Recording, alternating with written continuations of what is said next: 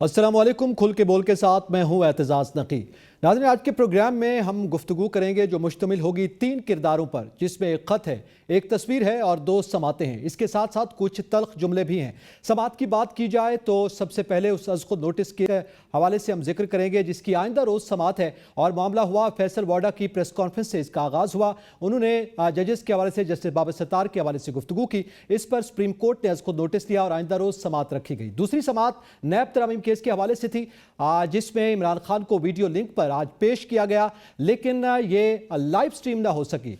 लेकिन live stream तो ना हो सकी, लेकिन इसके साथ साथ वीडियो लिंक पर मौजूद कैदी नंबर 804 की तस्वीर लीक हुई, जो कि एक मुअम्मा बन गई। इसके साथ साथ एक मामला आज पार्लियामान में भी हुआ। तारिक बशीर चीमा और जरताज गुल के दरमियान तल्ख कलामी हुई और जिसके बाद अपोजिशन ने हंगामा आराई की और तारिक बशीर चीमा पर एक सेशन के हवाले से पाबंदी भी लगाई गई है, लेकिन यह मामला मुआफ़ी तलाफी तक जा पहुंचा। इस वक्त गुफ्तगू करने के लिए हमारे साथ पैनलिस्ट में मौजूद हैं आमिर सईद अब्बासी, सलमान अनीस, जुबैर अली खान और उमर दराज गोंदल। आप सबका बहुत शुक्रिया वक्त देने के लिए। सबसे पहले मैं आमिर आपसे जानना चाहूँगा कि फैसल वाडा की प्रेस कॉन्फ्रेंस के बाद ये सवाल गुज़िश्ता दिनों में भी किया जा रहा था कि आया अज़ खुद नोटिस लिया जाएगा या नहीं। अब अज़ खुद नोटिस सुप्रीम कोर्ट ने ले लिया है और आइंदा रोज़ समात भी है। क्या हम ये कह सकते हैं कि अदलिया ने अपना तहफ़्फ़ुज़ करने की ठान ली है? देखिए, ये कहना तो कबल-अज़-वक़्त होगा, क्योंकि इसमें जो बेंच तश्कील दिया गया है, बिलख़ुसूस जो दोनों जूनियर जजेस हैं, chief justice of Pakistan justice Qazi Faez Isa के साथ इस बेंच में, इस बेंच में हावी रहेंगे चीफ जस्टिस काज़ी फ़ाइज़ ईसा, और उन्हीं की जो फ़ैसला साज़ी होगी वो इस बेंच में नज़र आएगी। इसमें किसी जो दीगर जजेस हैं, जिसमें जस्टिस मंसूर अली शाह साहब हैं, सीनियर जजेस में से जस्टिस अतर मिनल्ला हैं, जस्टिस याह्या आफरीदी हैं, उनको इस बेंच में शामिल नहीं किया गया। बहरहाल ये एक्सपेक्टेड था कि कुछ ना कुछ रिएक्शन तो ज़रूर आएगा, क्योंकि जो गुफ्तगू की गई थी सेनेटर फैसल वाडा साहब की तरफ से, वो बिलखुसूस जिस तरह उन्होंने बातें की, जिस तरह उन्होंने ये कहा कि कोई पगड़ी उछालेगा और बार-बार पगड़ियाँ उछाली जा रही हैं, और जो जजेस हैं उनकी तरफ से दोहरी शहरियत जो है वो रखी गई, और जो पार्लियामेंटेरियंस हैं उनके ऊपर एतराज़ किया जाता है। पार्लियामेंटेरियंस दोहरी शहरियत रखें तो वो गलत है और जजेस रखें तो दुरुस्त है। उन्होंने कहा कि अगर आपकी जो शराब है वो हलाल है, हमारी शराब हराम है। सो इस तरह की गुफ्तगू थी जो आज भी इवन कोर्ट रूम में डिस्कस हुई, जब नैब तरमीम केस था, जब रुस्तम पर बुलाया अटॉर्नी जनरल को जस्टिस अतर मिनल्ला ने, तो अटॉर्नी जनरल ने खुद ये कहा कि जो गुफ्तगू थी वो इंतहाई गैर मुनासिब थी और वो तौहीन अदालत के ज़ुमरे में आती है, ये गुफ्तगू नहीं होनी चाहिए थी। सो बहरहाल अब देखना होगा। फैसल वाडा साहब, मैं देख रहा था कुछ उनका नए बयानात आए हैं। उन्होंने कहा कि मैंने जजेस के बारे में ये नहीं कहा था, बल्कि मैंने किसी भी शख्स के बारे में, जो कोई भी मेरी पगड़ी उछालेगा तो हम उसकी पगड़ी को फुटबॉल बना देंगे।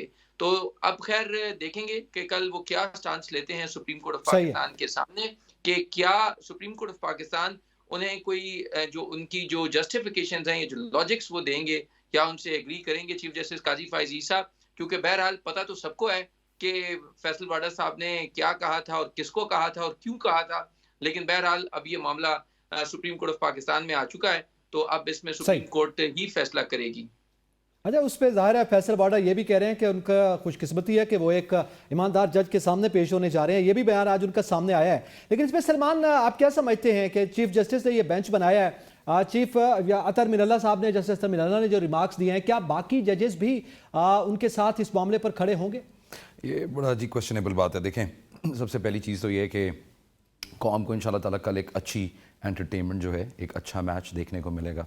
फैसल वाडा साहब भी माशाल्लाह बहुत शोला बयां किस्म के मुकर्रर आदमी हैं। जस्टिस फाइज ईसा और उनका जो बेंच है उससे उनको इंसाफ की तवक्को है, yeah he wanted to have a platform, एक बड़ा प्लेटफॉर्म जहाँ पे जाके वो अपने जितनी ये रंजिशें हैं उनको आगे रख सकें। रंजिश इस वजह से है क्योंकि वही जो पार्लियामेंटेरियंस को उन्होंने जिक्र किया है, वो खुद जिस वक्त पार्लियामेंट के अंदर थे तो गालिबन यही दोहरी शहरियत का केस था, फिर उनको उससे दस्तबरदार होना पड़ा, फिर वो सेनेट में आ गए, फिर उनके ऊपर एक पूरा का पूरा कोर्ट्स ने नोटिस दिया हुआ था। तो ज़ाहिर है उनकी जुडिशरी के साथ जो रंजिश है ये पुरानी है। बहरहाल इसमें एक चीज़ जो काबिल ज़िक्र है वो ये है कि ये जितने सारे के सारे कैरेक्टर्स आप माशाल्लाह अभी देख रहे हैं, जिन्होंने इस कौम को भी एक नई एंटरटेनमेंट, एक नए हिजान के अंदर मुब्तला किया हुआ है, इनके ऊपर एक ज़रा जो है ना वो छोटी सी नज़र डालते हैं। फ़याज़ुल हसन चौहान साहब आप बड़े वाकिफ़ हैं, उसके बाद हमारी आपा थी फ़िरदौस आशिक अवान साहिबा, उसके बाद बड़े पढ़े लिखे आदमी हैं इस्लामाबाद के अली अवान साहब, वो नंगी माँ बहन की गालियाँ दे रहे थे पार्लियामेंट के फ्लोर के ऊपर जब बजट की तकरीर थी।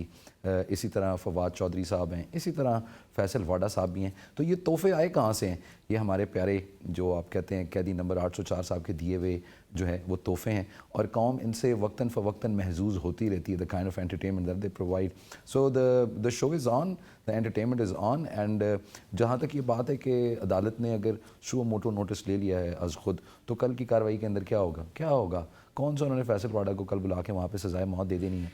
फैसल वाडा साहब ने वही जो उनकी शोला बयानी पहले चलती रही है, वही शोला बयानी उनकी उसी तरह जारी रहेगी। वही जो मैं कह रहा हूँ कि उनको एक पहला से ज़्यादा बड़ा अच्छा प्लेटफॉर्म मिल गया है, जिसके ऊपर वो जाके और ज़्यादा बयानबाजी करेंगे, जो वजाहतें वो देना चाहते हैं वो देंगे। और ये बयानबाजी भी उनकी तरफ से कोई नई नहीं है, इससे ज़्यादा बहुत ज़्यादा गंदे, बहुत ज़्यादा गलीज़ उनकी तरफ से कमेंट्स पहले भी आते रहे हैं। आपको अगर याद हो, वो तो टेबल के ऊपर जूते रख के बैठे रहते थे, अब वही जूते पॉलिश भी कर रहे हैं, जो भी है। तो अब उनका ये लव और hate relationship with judiciary is not new. I am sure जो एंटरटेनमेंट वो कौम को देना चाहते हैं, जो एयर टाइम वो कंज्यूम करना चाहते हैं, उनकी बहुत ज़्यादा जो अपॉर्चुनिटीज़ हैं वो उनके लिए आ रही हैं। ठीक है, मतलब आप कह रहे हैं कि फैसल वाडा साहब एक एंटरटेनमेंट कौम को दे रहे हैं, लेकिन बहरहाल ज़ुबैर, क्या ये कितनी हद तक ये संजीदा मामला है कि हमने माजी में देखा कि अदालतों के फैसलों पर तनकीद होती रही, मगर अब हम देख रहे हैं कि जजेस की ज़ात पे भी बात होना शुरू हो गई, और जो दबाव अगर अदलिया पे माजी में भी रहा तो उसकी प्रेसिडेंसी हमें ये मिलती है कि वो बैकेंड पे रहा, कभी पब्लिक में आके स्पीच नहीं की गई, कभी प्रेस कॉन्फ्रेंस में इस तरह की बातें नहीं की गई। लेकिन अब आप क्या समझते हैं, क्या ये अदलिया पर दबाव है, ये जजेस के खिलाफ कैंपेन है? नहीं, ये तो बिल्कुल खुली खुलम कैंपेन है, और जिस तरीके से वफाकी वज़रा भी इस मुहिम का हिस्सा है और जो हुकूमती इत्तेहादी हैं वो भी इसका हिस्सा है। फैसल वाडा जो है उन्होंने सबसे पहले प्रेस कॉन्फ्रेंस की। हमने देखा कि 9 मई के बाद जो प्रेस कॉन्फ्रेंसेस का सिलसिला इस्लामाबाद के प्रेस क्लब से शुरू हुआ, वो अब मई 2024 में भी वो जारी है, और इस बार वो प्रेस कॉन्फ्रेंसेस जो है वो अदलिया मुखालिफ की जा रही हैं। ये बड़ा अच्छा हुआ है कि इसके ऊपर आज खुद नोटिस लिया गया है। कुछ लोग इसके बेंच की तश्कील के ऊपर सवाल ज़रूर उठा रहे हैं, लेकिन ये फैसला chief justice of Pakistan justice Qazi Faez Isa ने करना है कि उन्होंने क्या अदलिया को वल्नरेबल बनाना है या अदलिया के जो तहफ़्फ़ुज़ है उसको यकीनी बनाना है। क्या उन्होंने उनका साथ देना है जो जजेस के ऊपर ज़ाती हमले कर रहे हैं, या फिर उन्होंने जजेस को प्रोटेक्शन दे रही है। इससे पहले भी जो जजेस हैं वो माजी में भी हमने देखा कि जजेस के ऊपर जो है ना वो तनकीद होती रही है, और आज भी हम देख रहे हैं कि जजेस के ऊपर उस तरीके से तनकीद की जा रही है। लेकिन अब ये मामला जजेस की ज़ातियात के ऊपर पहुंच चुका है, उनकी फैमिली के ऊपर पहुंच चुका है। जजेस के फैसले के ऊपर तनकीद करने का हर किसी को हक है, लेकिन जजेस की ज़ात को उठाकर जिस तरीके से उनके प्राइवेट डेटा को जिस तरीके से उछाला जा रहा है और सोशल मीडिया पर मुहिम अपनाई जा रही है। आज तो सुप्रीम कोर्ट ऑफ पाकिस्तान में जस्टिस अतर मिनल्लाह ने अटॉर्नी जनरल साहब को मुखातिब करके भी कहा कि आपको इस चीज़ का नोटिस भी लेना चाहिए और इस चीज़ से दूर भी रहना चाहिए, क्योंकि जो अटॉर्नी जनरल साहब हैं उन्होंने भी प्रेस कॉन्फ्रेंस की। तो मालूम ये होना चाहिए कि अब जो अटॉर्नी जनरल साहब जो प्रेस कॉन्फ्रेंस कर चुके हैं, क्या वो सुप्रीम कोर्ट ऑफ पाकिस्तान के सामने क्या जवाब देंगे? उन्होंने खुद प्रेस कॉन्फ्रेंस की और उन्होंने भी एक तरह से जो जस्टिस बाबर सत्तार साहब का जो खत है उसकी नफी की है, और उन्होंने कहा कि ये जो प्रेशर जिस तरीके से जिक्र किया जा रहा है ये बुनियादी तौर पर एक्सटर्नल प्रेशर नहीं था, बल्कि मेरे जरिए जो है वो एक मुलाकात की अरेंजमेंट का कहा जा रहा था। तो क्या जस्टिस बाबर सत्तार को एक प्राइवेट मामले में चैम्बर में ब्रीफिंग देने और एक्सटर्नल प्रेशर लेने में फ़र्क मालूम नहीं है? जस्टिस बाबर सत्तार और जस्टिस अतर मिनल्लाह जो है वो इस मामले के ऊपर आप जीरो टॉलरेंस रखेंगे। इस्लामाबाद हाई कोर्ट के 6 जजेस भी इसके ऊपर जीरो टॉलरेंस है। अब फैसला ये करना है कि जो चीफ जस्टिस काजी फाइज ईसा है वो किस जानब खड़े हैं। क्या वो उस तरफ खड़े हैं, उन लोगों के साथ खड़े हैं जो टीवी चैनल्स पर जूते लगाकर स्टूडियो में बैठकर उन जूतों के साथ वफादारी निभाते रहे, उन जूतों के कहने के ऊपर जो है वो प्रेस कॉन्फ्रेंसेस करते रहे, या आप चीफ जस्टिस काजी फाइज ईसा जो है उन जजेस के साथ खड़े होंगे जो आइन और कानून की बात कर रहे हैं, जो अदलिया में मुदाखलत के हवाले से शिकायत कर रहे हैं। और जिस तरीके से आपने कहा कि अब तो ये चीज़ें खुलकर आ गई हैं, उसकी सबसे बड़ी जो रीज़न है वो 8 फरवरी का वो इलेक्शन है जिसमें कौम ने बाहर निकली और खामोशी के साथ वोट के ज़रिए अपनी हक़ राय दही का इस्तेमाल किया। हालाँकि 9 सही। फरवरी को जिन लोगों को वोट दिए गए थे उनके बक्सों में से वोट नहीं निकले, लेकिन उसके बावजूद जिस तरीके से 8 फरवरी में जो मैंडेट दिया गया है, उसके बाद मेरा ख्याल है कि कहीं न कहीं इदारों के अंदर भी कहीं न कहीं सुप्रीम कोर्ट ऑफ पाकिस्तान और इस्लामाबाद हाई कोर्ट के जजेस ने भी उसके बाद खत लिखा, लेटर लिखा और ये सारी चीज़ें जो हैं वो सामने लेकर आए। पेशावर हाई ठीक है। कोर्ट के जज भी अब खुलकर उन्होंने भी बात की। लाहौर हाई कोर्ट से भी इसी तरीके से आवाज़ें आ रही हैं और अब तो लाहौर हाई कोर्ट ने जिस तरीके से एटीसी कोर्ट में तैनातियों के ऊपर स्टैंड ले रखा है, वो भी मिसाली है। माजी में भी ये इस तरह की चीज़ें जजेस जो है वो स्टैंड लेते रहे हैं, लेकिन उनकी तादाद कम हुआ करती थी। अब ये हम देख रहे हैं कि जो अदलिया के दबाव में लाने की कोशिश कर रहे हैं, उनके साथ जो सहूलतकार जज खड़े हैं, उन जजेस की तादाद कम है, जबकि स्टैंड लेने वाले जजेस की तादाद बहुत बड़ी है और इसकी सबसे बड़ी वजह वो अवामी मैंडेट है जो लोगों ने 8 फरवरी को आईन पाकिस्तान को दिया है। आईन पाकिस्तान को दिया, ठीक है जी। उसकी वजह से जजेस की एक बड़ी तादाद जो है वो आइन के साथ आप समझते हैं कि खड़ी है। उमर दराज, आप क्या समझते हैं कि सिर्फ फैसल वाडा नहीं, उससे पहले एक हमने गुज़िश्ता रोज़ भी जिक्र किया कि प्रेस कॉन्फ्रेंसेज जो हैं वो उनकी एक बड़ी तादाद है, सिटिंग मिनिस्टर्स करते रहे। वज़ीर कानून ने की, वफाकी वज़ीर इत्तलात ने प्रेस कॉन्फ्रेंस की, उसके बाद तलाल चौधरी की आज प्रेस कॉन्फ्रेंस आई, मुस्तफ़ा कमाल ने प्रेस कॉन्फ्रेंस की है। तो क्या ये मामला वहाँ तक पहुँचेगा, तमाम किरदारों को बुलाया जाएगा? देखिए, जो फैसल वावडा की प्रेस कॉन्फ्रेंस है, जाहिर है कोई उनका इनफरादी मसला नहीं है और सबको पता है कि ये प्रेस कॉन्फ्रेंस क्यों हुई है, किसके बिहाफ के ऊपर हुई है और सबको पता है कि इसका निशाना कौन है। अगर आप उस प्रेस कॉन्फ्रेंस के आगाज से लेके इख्तिताम तक उन चीजों को देख लीजिए, फिर जिस तरीके से मीडिया ने उसको दिखाया ये भी सबको पता है और फिर पूरा सीक्वेंस है। जिस तरह आपसे थोड़ी देर पहले वो प्रोग्राम में बैठे बात कर रहे थे कि मैं अकेले नहीं ये बात कर रहा, ये जो वजीर इत्तलात है, वजीर कानून है, इवन आज इस तरह अदालत के अंदर हमें जुबैर बता रहे थे कि वहां पे बात हुई, तरमीन साहब ने जब ये बात की तो अटॉर्नी जनरल ने जब ये खुद माना कि वो प्रेस कॉन्फ्रेंस तौहीन आमेज थी। एक नुकता ये भी है, फिर वो अटॉर्नी जनरल साहब क्या बताएंगे, उन्होंने तो सबसे पहली प्रेस कॉन्फ्रेंस अटॉर्नी जनरल की तरफ से हुई है, उसके बाद हुकूमत की सारी प्रेस कॉन्फ्रेंसेज और आज जो प्रेस कॉन्फ्रेंसेज हुई है मुस्तफा कमाल की है या ओन चौधरी की है या जो मरी वाले अरकान असेंबली है उनकी है, ये सारी एक पैटर्न के ऊपर हुई है और उनमें टैगलाइन एक ही है। और अगर आप सोशल मीडिया के ऊपर होने वाले ट्वीट्स को देखिएगा, उनमें भी टैगलाइन वही है। सबका जो वो कॉमन पॉइंट है वो ग्रीन कार्ड है और ग्रीन कार्ड से मुराद जाहिर है आप जैसे बाबर सत्तार के मुतालिक गुफ्तगू कर रहे हैं या चलिए अब आपको अगर ये बात करनी थी तो ये पगड़ियां उछालने वाला मामला या पगड़ी को फुटबॉल बनाने वाला मामला कैसे इतना इंपॉर्टेंट पाकिस्तान के अंदर हो गया और फिर फैसल वावडा साहब कौन है, क्या वो मुस्लिम लीग नून से है, नहीं, क्या वो पीपल्स पार्टी से है, नहीं, क्या वो तहरीक इंसाफ से है, नहीं, किसी सियासी जमात से वो नहीं है और वो इतने बड़े कद के कौमी रहनुमा हो गए हैं कि वो आते हैं प्रेस कॉन्फ्रेंस के ऊपर और पूरा मीडिया उसके ऊपर फोकस कर लेता है। मेरे ख्याल से अब उनको इस खड़ा होना चाहिए इस मामले के ऊपर। जिस तरह से वो बात कर रहे थे, जिस तरह उन्होंने लेटर भी लिखा, उस लेटर का उनको जवाब भी इस्लामाबाद हाई कोर्ट से मिल गया है, उनको कल खुल के बताना चाहिए। जिस तरह वो सुप्रीम कोर्ट के माजी के ऊपर सवाल उठाते रहे हैं, वो हुकूमतें गिराने के ऊपर सवाल उठाते रहे हैं, बाकी बहुत सारी बातें अब उन्होंने आगाज कर दिया है, तो मेरे ख्याल है फैसल वावडा को खुल के बात करनी चाहिए और सुप्रीम कोर्ट के सामने कल इसको एक्नॉलेज करना चाहिए कि वो किसके मुतालिक थी। अगर वो ये कह रहे थे कि छुट्टी के रोज एक प्रेस रिलीज आई या वजाहत आई तो ये किसके मुतालिक आई थी, ये सबको पता है। आमिर सईद अब्बासी साहब कवर करते हैं इस्लामाबाद हाई कोर्ट को, हम सबको पता है कि जैसे बाबर सत्तार के मुतालिक ही जब उनके खिलाफ एक कैंपेन चलाई गई तो उसके मुतालिक जवाब आया। तो मेरे ख्याल है अब जो फैसल वावडा साहब है उनको पीछे नहीं हटना चाहिए। अब पीछे हटने का मतलब यही होगा कि आप भी हीट बर्दाश्त नहीं कर पाए और आप भी किचन से बाहर आ गए हैं। ठीक है, उनको पीछे नहीं हटे। जैसे इसके साथ साथ मैं आपसे जानना चाहूँगा आमिर कि आज पार्लिमान की जब हम बात करें तो आम तौर पे पार्लिमान, आपको पता है कि पार्लिमान में नुमाइंदों को मुंतखब करके इसलिए भेजा जाता है इन जनरल बाई बुक जो है कि लोगों के मसाइल हल हों। अभी तो ज़ाहिर है मैंडेट का मसला है कि ये फॉर्म 45 वाली हुकूमत है, 47 वाली है, तो इस हवाले से तो ज़ाहिर है अभी बहस है। लेकिन आज जो कुछ तारिक बशीर चीमा ने जरताज गुल के साथ किया और जिस नौयत के अल्फाज इस्तेमाल किए हैं, क्या आप समझते हैं कि हमारी पार्लिमानी रिवायात, हमारी सियासी रिवायात मुसलसल जो है नाकदरी का शिकार हैं, हमारी जो एथिक्स हैं वो बिल्कुल ख़त्म हो रहे हैं, वो भी पार्लियामेंट के अंदर? देखें, बहुत ही अफसोसनाक अमर है कि आज भी और इससे पहले भी हमारे जो पार्लियामेंटेरियंस हैं, सबसे पहले तो उनके अपने क्रेडेंशियल्स, उनके अपने जो मयार है वो इतना गिर चुका है कि उन्हें खुद ही मालूम नहीं है कि उन्होंने पार्लियामेंट में आकर करना क्या है।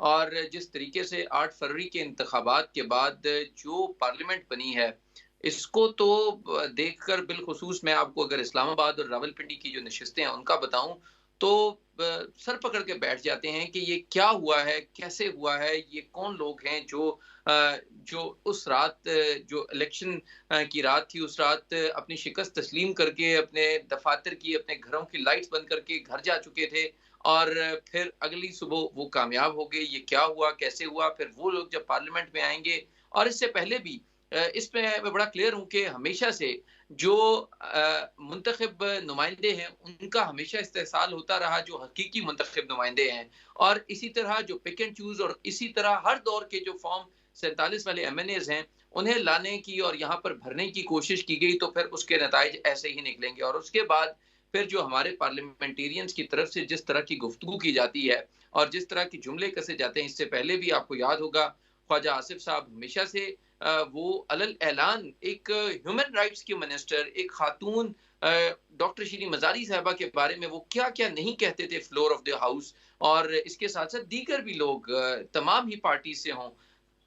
बहरहाल ये मुश्तरका तौर के ऊपर न सिर्फ हमारे जो माशरती जवाल का जिस हम शिकार हैं उसकी भी अकास है, और उसके साथ साथ जो पार्लियामेंटेरियंस हैं वो तो उनका तो बिल्कुल ही इसमें कोई स्टैंडर्ड ही नहीं रहा। और फिर जिस तरह की गुफ्तगू हो रही है वो इंतहाई शर्म का मुकाम है तमाम, न सिर्फ पार्लियामेंटेरियंस के लिए भी बल्कि पूरी कौम के लिए, कि जिस तरह की गुफ्तगू, जिस तरह की गालम गलोच हम पहले भी होती रही और आज जिस तरह की हुई है वो हाईली कंडेमनेबल है। और इसके ऊपर न सिर्फ इन पार्लियामेंटेरियंस को खुद बैठकर अपने मसाइल और कम से कम कोई ना कोई rules of the game set करना चाहिए कि कम से कम जो बात वो करें, जो गुफ्तगू करें, वो किसी मयार की तो बात हो और किसी स्टैंडर्ड की तो बात हो कि हम अपनी आइंदा आने वाली नस्लों को ये क्या पैगाम देकर जा रहे हैं।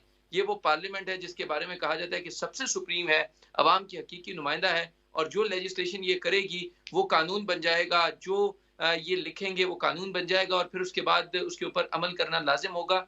तो इस तरह के जब किरदार होंगे हमारे लेजिस्लेटर्स के, तो फिर उस कानून के ऊपर क्या अमल होगा, उन पार्लियामेंट को कौन मानेगा, इन MNAs को कौन मानेगा, और इनकी क्या इज्जत होगी? ये खुद ही अपनी इज्जत जो है वो दाव पर लगा चुके हैं, दाव पर और उछाल रहे हैं। बिल्कुल सही है, और इसी पे यकीनी तौर पर फिर अवाम में भी तासुर जाता है। नाज़रीन, मजीद गुफ्तगू करेंगे ब्रेक के बाद, साथ रहिएगा।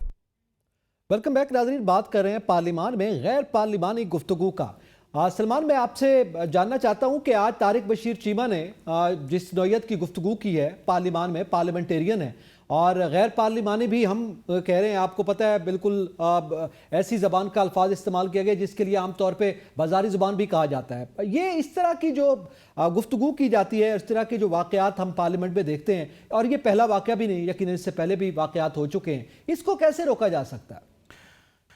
पार्लियामेंटेरियंस को पढ़ाएं, इनकी ट्रेनिंग करें, इनको तमीज़ सिखाएं, यही होगा और क्या होगा। जब लोगों को बात करने की तमीज़ नहीं होगी और उनको बेसिक एथिक्स का ही नहीं पता होगा कि अपनी बारी पे बोलना है, ख़वातीन को किस तरह आपने ट्रीट करना है, तो फिर इसी किस्म के आपके पास वाक़यात और हादसात होंगे। यहाँ पे ये जो सारा का सारा जिक्र हो रहा है, अब देखें ना, ये सारे यही बात करें, ये कोई तारीख़ नहीं है, ना ये कोई किस्सा पहला हुआ है पाकिस्तान की पार्लियामेंट के अंदर। तमीना दुल्ताना साहिबा जो हैं वो खातून थी, चूड़ियाँ फेंकती होती थी लोगों के ऊपर, दुपट्टे उठा उठा के फेंकती थी। शेख रशीद साहब हैं, वो अपने ओपोनेंट्स को क्या क्या कहते थे, बेनज़ीर भुट्टो शहीद को, वो सबको मालूम है। अब यहाँ पे एक और चीज़ का जिक्र जो है ना वो लाजमी करना चाहिए कि बीबी शहीद साहिबा जो थी उनके साथ देखें फ्लोर के ऊपर किस किस किस्म की फहोश गुफ्तगू की जाती थी। वो एक्सपेक्ट कर रही थी, she was pregnant, she used to come on the floor, और जिस किस्म की उनके बारे में बयानबाजी और लफाजी इस्तेमाल की जा सकती थी करते थे लोग। और वो भी सारे पॉलिटिशियंस हैं और आज की हालात के अंदर तो वो पुराने पॉलिटिशियंस हैं। अब तारिक बशीर चीमा साहब को पहली दफ़ा पार्लियामेंट में नहीं आए, बड़े पुराने सियासतदान हैं, समझते हैं सारे के सारे मामलात को, और उनका एक अपना वो जो गैंगस्टर स्टाइल है उसके अंदर उन्होंने ये सारी की सारी कहानी कर दी। उनको ट्रेनिंग कौन देगा फिर? आप कह रहे हैं ट्रेनिंग देनी होनी चाहिए ना। देखें देखें पुराने सियासतदान है, यही बात है ना। अगर वही अच्छा, अब ये जो पुराने सियासतदान वाली भी आप बात करते हैं ना, देखें ये जो अदम बर्दाश्त है, ये मुझे लगता है कि थोड़ी सी जो है ना वो पहले इतनी भी थी, यकीनन बदतमीज़ी होती थी, लेकिन इतना भी काम जो है ना वो आवे का आवा नहीं था बिगड़ा हुआ।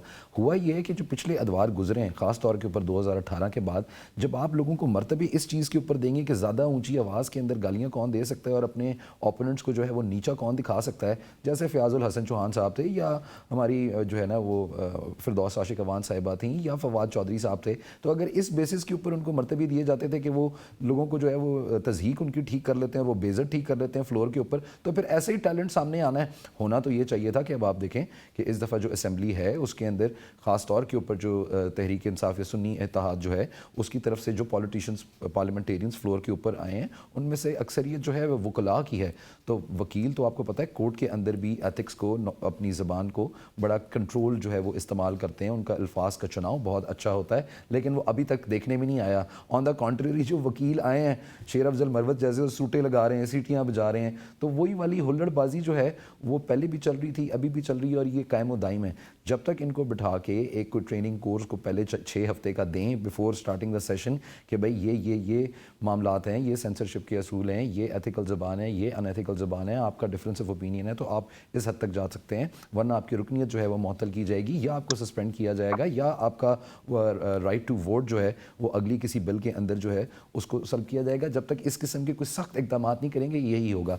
अच्छा, इसमें सिर्फ last but not the least सिर्फ एक चीज़ में ऐड करता चलूँ, ये हमारी ही सिर्फ पार्लियामेंट का मामला नहीं है, जापान के अंदर भी जो है वो इसी किस्म के मामलात हुए हैं, आपकी इंग्लैंड की पार्लियामेंट के अंदर भी इसी किस्म के मामला जो होती हैं, यूरोप की बहुत सारी जो पार्लियामेंट्स हैं वहाँ पे लोग जो है ना वो ज़ख्मी हुए हैं और खून रेजी हुई है, जो लैटिन अमेरिका है वहाँ पे बहुत ज़्यादा बुरे हालात हैं। तो पार्लियामेंट में ये होता है, अपोजिशन पार्टीज़ और अपोजिशन के लोग आपस के अंदर लड़ पड़ते हैं, लेकिन किसी भी औरत चाहे वो कैसी भी हैं या उनके साथ आपकी जो भी इख्तलाफात हों, उनके साथ ख़वातीन का तो ख़ास तौर के ऊपर जो है ना वो तकद्दुस वो आप लोगों को करना चाहिए और ये लाजमी है। तो इसकी जितनी मज़म्मत की जाए वो कम है, ट्रेनिंग जितनी इनकी की जाए वो भी कम है।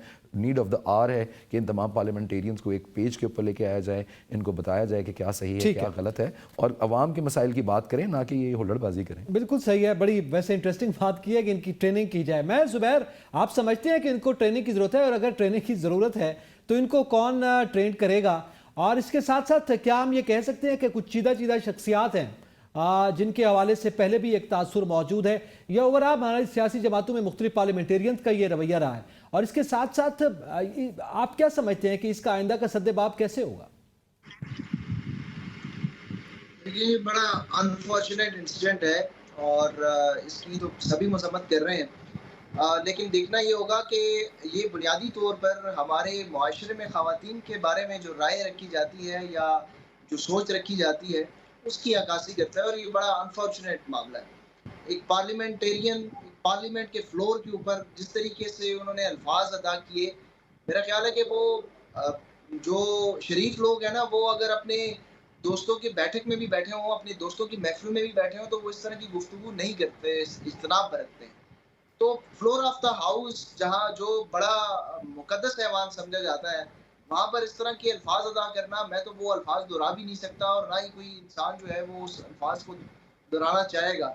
तो ये एक बड़ा अनफॉर्चुनेट मामला है। हमने ऐवान में ख़वातीन की मखसूस नशिस्तों का कोटा तो रख दिया है, लेकिन हमने उन ख़वातीन को इज़्ज़त कैसे देनी है, हमने अपनी सोसाइटी में ख़वातीन को हकूक़ कैसे दिलाने हैं, उनके ऊपर हमने बिल्कुल भी काम नहीं किया। और ये जो पार्लियामेंट के अंदर ख़वातीन की मखसूस नशिस्तें हैं, इससे ख़वातीन के जो हकूक़ हैं, जो ख़वातीन के साथ जो पूरे पाकिस्तान में जो आबादी है ख़वातीन की, उनके साथ जो मसालम ढाए जा रहे हैं या उनके हकूक़ की जो खिलाफ वर्जियाँ हो रही है, वो बिल्कुल भी उस चीज़ की नुमाइंदगी जो है वो पार्लियामेंट के अंदर बिल्कुल भी नहीं हो रही। और इसकी वजह ये है कि हमारे यहाँ अनफॉर्चुनेटली रवैये माशरे के अंदर इस तरह के बनाए जा चुके हैं, और इतने पुख्ता वो रवैये हो चुके हैं कि अब इस तरह की गुफ्तगू करना कोई शर्म भी नहीं महसूस करता। और कोई भी महज़ब माशरा अगर हो तो वो तो इस तरह की बात करने पर पार्लियामेंटेरियन को जो कोई सियासी जमातें हैं वो अपने रुकन की रुकनीत मंसूख कर देते। ये तो पाकिस्तान है, यहाँ पर तो अनफॉर्चुनेट मामला है और ये अक्कासी करता है कि हम खवातीन को क्या समझते हैं और हमारे मुल्क की जो सबसे बड़ी आबादी है उसके बारे में हमारे मर्दों की क्या सोच है। और ये कोई आम मर्द की सोच नहीं है, ये एलीट क्लास जो पार्लियामेंटेरियन है, जो एमएलएज हैं, जो सियासतदान हैं, जो लोगों के वोट लेकर मुंतखब होकर जो अवामी नुमाइंदगान है, जो पाकिस्तान की आवाम की नुमाइंदगी करते हैं, वो इस तरह की जुबान और इस तरह की बाजारी लैंग्वेज जब इस्तेमाल करें, तो मेरा ख्याल है कि उसके ऊपर तो हम क्या बात कर सकते हैं। इसके ऊपर तो बात करना भी मुझे तो बड़ी शर्मिंदगी महसूस हो रही है कि जो कुछ हुआ काबिल मुज़म्मत है। लेकिन अनफॉर्चुनेटली हमारे अंदर, हमारे सोसाइटी के अंदर ख़वातीन के साथ जो रवैया है वो उसकी अक्कासी आज पार्लियामेंट में जो कुछ हुआ है उसकी अक्कासी करता है। जी, उनका मैंडेट तो ये है कि उसको रोकना चाहिए। अच्छा, इसी पे उमर, हम आमतौर पे ये बात करते हैं कि दुनिया भर के पार्लियामेंट्स में हम देखते हैं वहाँ पे कुर्सियाँ चल जाती हैं, हाथापाई हो जाती है, अभी भी उसका यही जिक्र हुआ है। लेकिन हम ये देखते हैं कि वहाँ पे इश्यूज़ पर जो है वो इख्तलाफ होता है और वो इस हद तक शदीद हो जाता है कि एक दूसरे के दस्तों गिरेबान होते हैं। यहाँ पे ज़ाती हमले की नौयत हमें दिखाई दे रही है और हमने इससे पहले जब अदलिया के मामले की बात की, फैसल वाडा की बात की, उसमें भी जजेस की ज़ात के हवाले से जो है वो मामला सामने आया। तो इश्यूज़ पर अगर लड़ाई हो जाती है, उसमें कोई इंटेंसिटी हो जाती है तो एक अलग बात है, मगर ज़ातियात का ये मामला क्यों हमारे पार्लियामेंट तक आन पहुँचा है? और फिर अगर ये मामला है तो फिर अवाम का मुकदमा कौन लड़ेगा?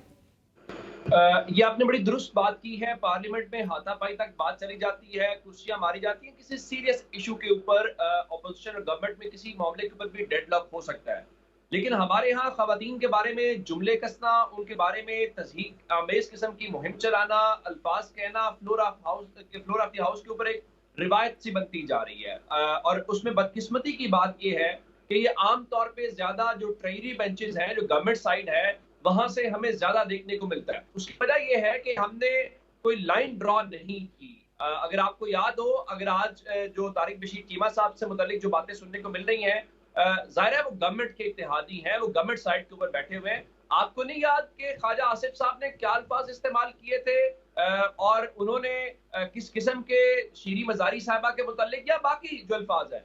लेकिन आपको जब भी होगा एक मखसूस तबका आपको तहरीक इंसाफ और इमरान खान के बारे में कहेगा जी इमरान खान ने मरीम नवाज के बारे में गुफ्तगू कर दी है, फलां के बारे में। लेकिन ये कल्चर बनता जा रहा है और ये कोई अच्छी रिवायत नहीं है। और मैं आपको एक और बात बताऊं, जिस तरह जरताज गुल मेरे ख्याल से वो तो पाकिस्तान के अंदर एक खवातीन के लिए इंस्पिरेशन होनी चाहिए। कैसे? आप जानते हैं कि मखसूस नशिस्तों के ऊपर जो अशराफिया के खानदान है, उनकी खवातीन को मखसूस नशिस्तों पर नवाजा जाता है। ये उनके लिए एक मेडल है, मेडल भी नहीं कहना चाहिए, उनके लिए एक नॉर्मल सी बात है कि ख्वाजा आसिफ साहब की फैमिली से या किसी और फैमिली से 2-4 खवातीन एमएलए मुंतखब हो जाती है, कोई इतनी बड़ी बात नहीं है। और शायद उनके नाम भी लोग नहीं जानते होते, लेकिन चूंकि ये एक नवाजने का तरीकाकार है, उनको एक लिहाज से उनके पुराने रफीक है। लेकिन जरताज गुल साहिबा जनरल सीट के ऊपर जीत के आई है और इस तरह से और जो बहुत सारे हल्के हैं, और ये खवातीन वो हैं जिन्होंने बहुत सारे जो टैबूज हैं उनके खिलाफ इन्होंने सियासत की है, बहुत सारी नई रिवायतें कायम की हैं। आप जरा वो इलाका तो देखिए, किस इलाके से वो जीत के आई है। तो शायद एक मेंटेलिटी है कि उन खवातीन को ये कबूल भी नहीं करना चाहते और ये तस्वुर भी नहीं कर सकते कि जिस तरह आप जनरल सीट के ऊपर जीत के आए हैं, जरताज गुल हो या और जो नौशीन साहिबा है, इनकी अपनी जो सियालकोट से थी। इस तरह से हमने देखा कि मंडी बहाउद्दीन ने इस बार सूबाई असम्बली की 2 सीटों के ऊपर खवातीन को जितवा के भेजा। एक कौमी असम्बली की भी जीत गई थी, बाद में जो हुआ वो अपनी जगह के ऊपर है। तो इन खवातीन को तो इनकरेज करना चाहिए। अब देखिए होना क्या चाहिए, होना ये चाहिए कि अगर तारिक बशीर चीमा साहब ने किया है तो इसके ऊपर आप सब यकसू, गवर्नमेंट भी ऑपोजिशन भी, उनको एक्सपेल किया जाना चाहिए हाउस से मखसूस दिनों के लिए, मखसूस सेशन के लिए, ताकि ये मैसेज जाना चाहिए कि आप यहाँ डिबेट करें। आप जातियात ये उम्र उनको किया गया है, उनको एक सेशन के लिए जो है उन पर पाबंदी लगाई गई है, बिल्कुल एक्सपेल किया गया है, ये आज सजा हुई है और फिर माफी तलाफी भी हुई है। लेकिन ये रवैया नहीं होना चाहिए ना, ये रवैया नहीं होना चाहिए। देखिए ये प्रैक्टिस बनती जा रही है। मैं यही तो कह रहा हूँ कि कभी कोई इधर से बात करता है, कोई उधर से बात करता है। कम से कम कोई लाइन तो ड्रॉ करें। आप लोगों को लोग टीवी पे देखते हैं, आप लोग वोट लेके आते हैं, आप अवामी नुमाइंदे हैं। आपके किरदार से, आपके अमल से, आपके अल्फाज से कि नजर आना चाहिए कि आप अवामी नुमाइंदा होना डिजर्व करते हैं। अच्छा उमर, इसमें मेरे ख्याल में पूरे उतरते हैं।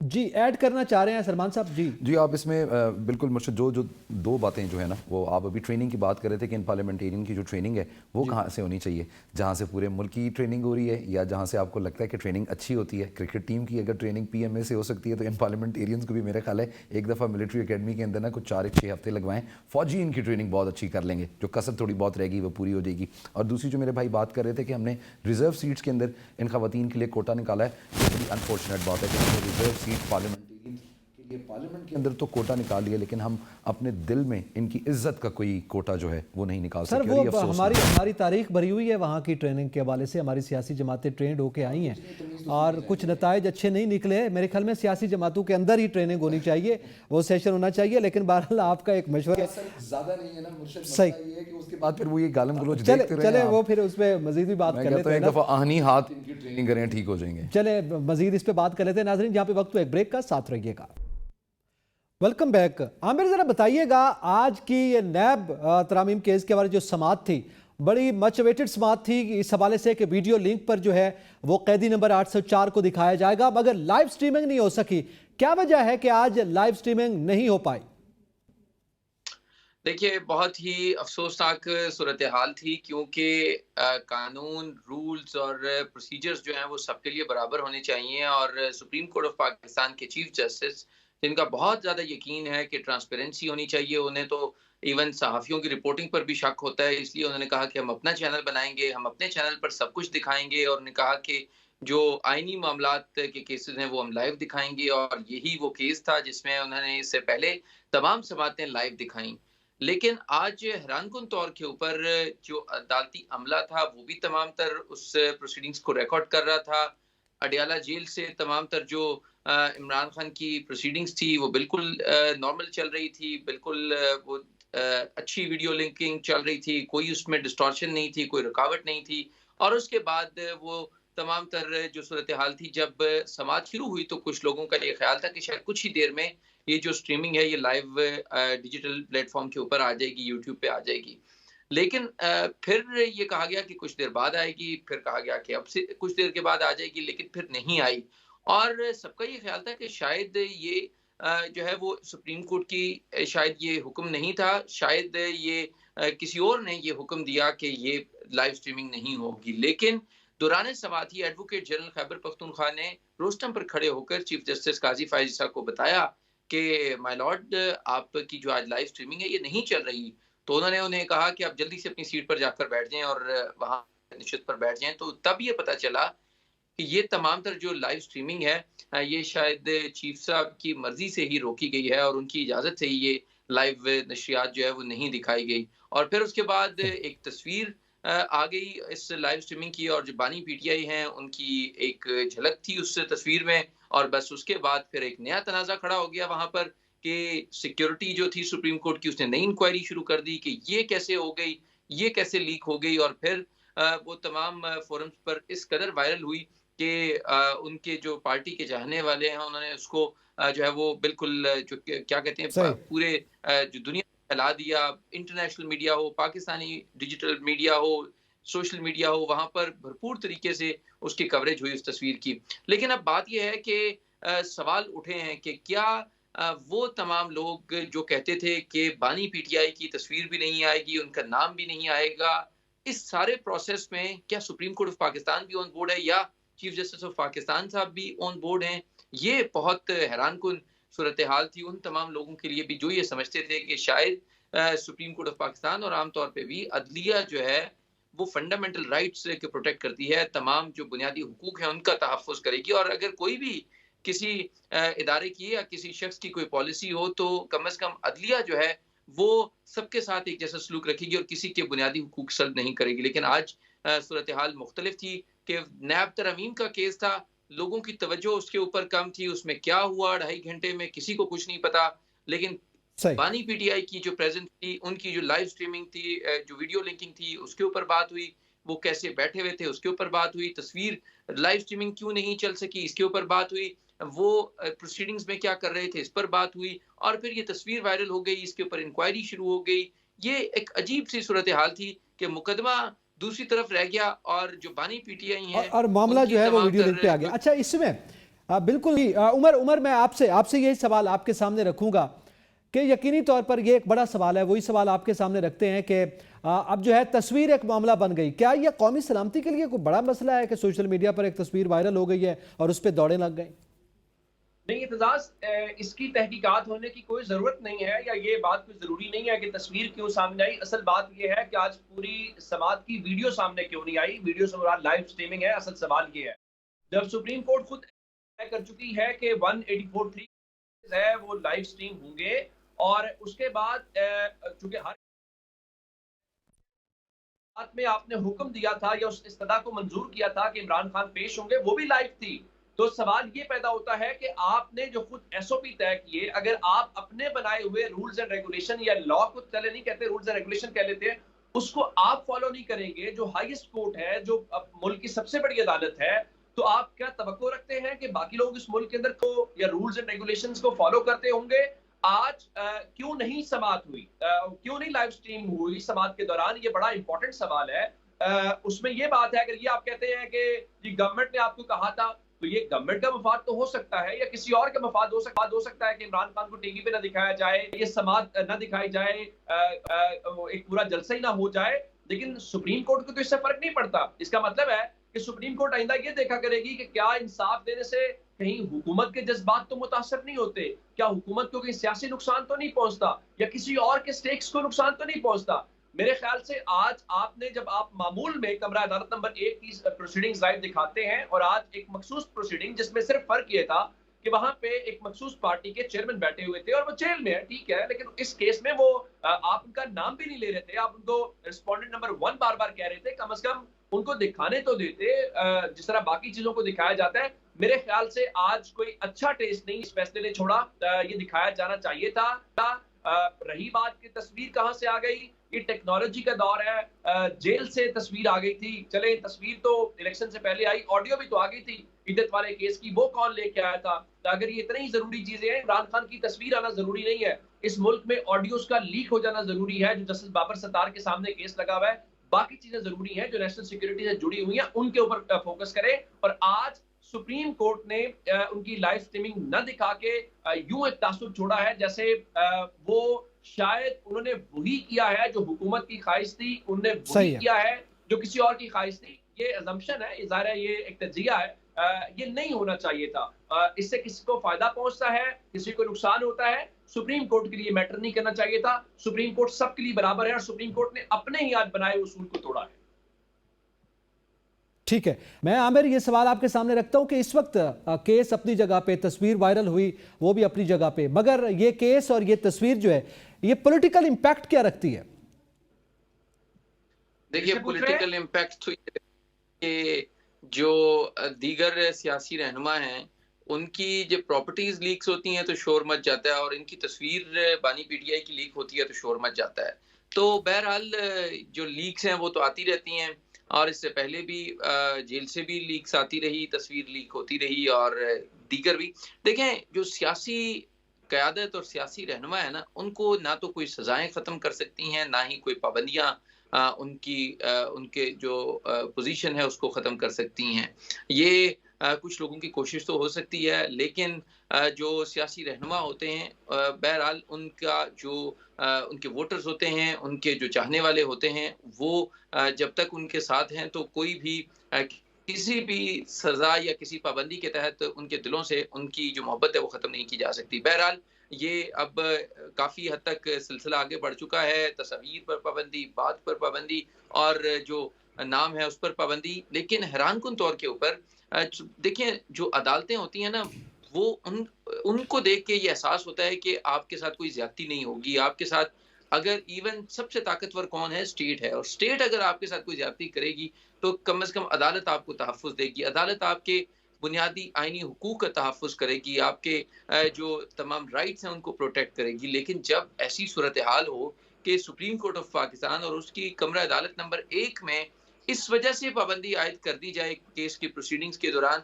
कि एक सियासी जमात के जो रहनुमा है और पार्टी हेड हैं वो आए हैं, और कुछ लोगों का ये ख्याल है कि उनकी तस्वीर नहीं जानी चाहिए या उनकी जो चेहरा है वो नहीं पब्लिक होना चाहिए, तो ऐसी सूरत हाल में अगर कमरा अदालत नंबर 1 में और उसके बाद चीफ जस्टिस को जब बताया जाए और वो कह दें एडवोकेट जनरल को कि आप जाके बैठ जाएं, तो अब ऐसी सूरत हाल में तो आप किससे गिला और किससे शिकवा करेंगे कि वो इसमें कोई वायलेशन हो रही है या फंडामेंटल राइट्स की या किसी के साथ ज्यादती हो रही है। मेरा सही ख्याल है है कि आमिर, अब बिल्कुल ये आपका सूरत हाल पॉइंट ऐसे आ ही गया। आगे बढ़ेगी। जी, यकीनन ये मसला नहीं होना चाहिए था कि एक तस्वीर के हवाले से, बल्कि केस की नौयत जो है उस पर ज़्यादा आप फोकस भी करें, उसे देखना चाहिए। लेकिन इस पर ज़ुबैर, मैं आपसे जानना चाहता हूँ कि क्या इस वक्त तस्वीर का लीक होना, ये जो अवामी तहरीक है या अपोजिशन एक इत्तेहाद बन रहा है, उस पर कोई असर पड़ेगा इसका?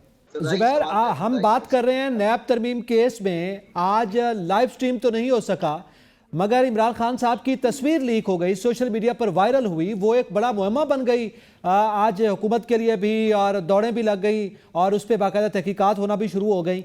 लेकिन मैं ये जानना चाहता हूँ, ज़्यादा इंटरेस्ट ये है कि इस तस्वीर लीक होने से या आज के केस की जो लाइव स्ट्रीमिंग का मामला, आइंदा लाइव स्ट्रीमिंग का, इसका कोई पॉलिटिकल इम्पैक्ट है? देखें, गुज़िश्ता 2 सालों से हुकूमत की या असल जो हुक्मरान है, पूरी रियासती मशीनरी इस बात पे लगाई हुई है कि इमरान खान का कोई नाम ना ले सके, इमरान खान की कोई तस्वीर ना चल सके, इमरान खान की पार्टी को तोड़ा गया, इमरान खान के लोगों के ऊपर तशद्दुद किया गया, जो सहाफ़ी इमरान खान का नाम लेते थे उनको अगवा किया गया, जो लोग इमरान खान के साथ खड़े थे उनका कारोबार तबाह हुआ, पार्टी तोड़ी गई, पार्टी का इंतखाबी निशान छीना गया। सही है। और अब ये इस स्टेज तक आ चुके हैं कि अब जी इमरान खान जी ज़ुबैर, आपका जो कमेंट वीडियो आ गया, चुल शार्टली बिल्कुल आपका कमेंट आया, लेकिन उस वक्त आपकी आवाज़ नहीं आ रही थी, इसके लिए हम माजरत खां हैं। जिन गेस्ट की हम आवाज़ जो है वो ऑन एयर नहीं कर सके। इसी के साथ इजाज़त दीजिए, अल्लाह हाफिज़।